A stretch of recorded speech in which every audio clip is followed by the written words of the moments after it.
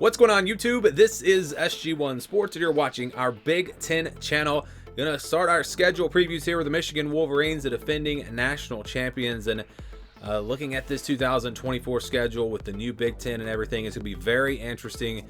Before we get to 2024, let's look back at 2023.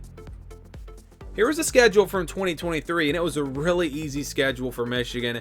Non-conference games against East Carolina, UNLV, and Bowling Green.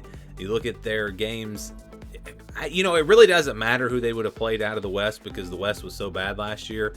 But you can look at and see that they played Nebraska and Minnesota. They got Ohio State at home, played Purdue. Purdue was probably the worst team in the Big Ten West. So it was just a really favorable schedule.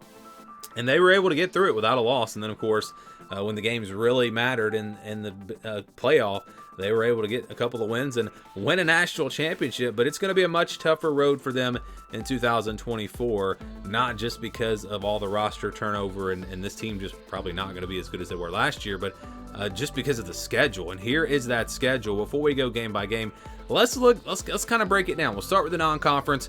They'll get Fresno State, Texas, and Arkansas State. So a couple of fairly easy wins. And then Texas. Texas is going to be a very tough game. But the good news is you get that game at home. But still, Texas is going to be a big-time non-conference matchup. And Michigan has been really good the last couple of years. But they have had really easy non-conference schedules. Now this year, maybe they take a step back. Plus you add in a very tough non-conference game. That right there is going to be tough. You look at the home games. They do get those 3 games all at home, like I mentioned, and they get 5 conference games at home. USC, Minnesota, Michigan State, Oregon, and Northwestern. So 5 at home, that means only 4 road games, and actually only 4 road games on the entire schedule. So a favorable home schedule, again, with 5 conference games and all the non-conference games at home, but on the road, they will play at Washington and at Ohio State. So a couple of really tough games there on the road, tough places to play. And then Illinois and Indiana, not bad. So overall, when you're just talking about home and away, this is a pretty favorable schedule for Michigan. But when you add it all up and you look at the schedule, it's pretty tough. So they'll start off with Fresno State there on August 31st to kick off the season. Then they'll play Texas in week 2, September 7th. And that is going to be just a massive game. Texas probably going to be favored, but playing at home, Michigan, you give them a shot in that game for sure. And again, we'll see what this team looks like by the time we get to August and September.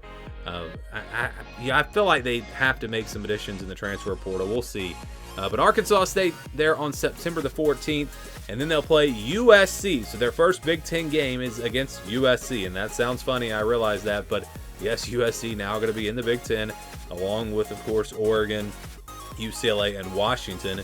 And they'll play 2 of those newcomers, USC and Washington. But after USC, they'll play Minnesota on September 28th, and they'll play them at home. So the whole month of September, they have 5 games in September, but all 5 of those games are at home.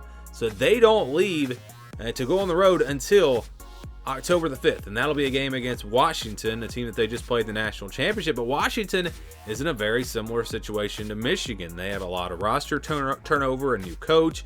And so even though that's on the road and it's going to be a tough game, you feel like Michigan has a chance in that game. And so you never know. They could start off 6-0, but it'll be tough. USC and Texas are going to be tough games, even though they're at home. And then, of course, Washington, a really tough place to play. They get a bye week after that. They'll play Illinois next on October the 19th. They will play them. So they have back-to-back road games here, but they have a bye week in between. So it's not like it's back-to-back weeks. They get Illinois on the road. We'll see if Illinois can turn things around this year. Michigan State there on October the 26th at home. Rivalry game. Should be a good one there. Michigan State, how are they going to look? Hard to say right now. Now, then they have Oregon at home on November the 2nd. So they play arguably the 2 top teams in the Big Ten in the month of November with Oregon and Ohio State. But good news again, they get Oregon at home. Then they'll play Indiana on the road November the 9th. And then they get a late bye week, after that game before Northwestern. And we saw Northwestern last year really impress. And we'll see what they can look like this year if they continue to get better. But that's a home game. That's good news. And then they'll close things out with Ohio State on the road November the 30th. And, of course, that'll be a really, really tough matchup there. And so when you look at the schedule, again, it sets up well as far as the home and away.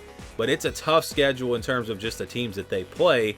Really, is there a tough stretch though? I mean, they don't have it's split up really nicely. There is no tough stretch really on that schedule at all. Look at that Northwestern game potentially as a trap game. We've seen them kind of struggle a little bit at times in the past in the week before Ohio State.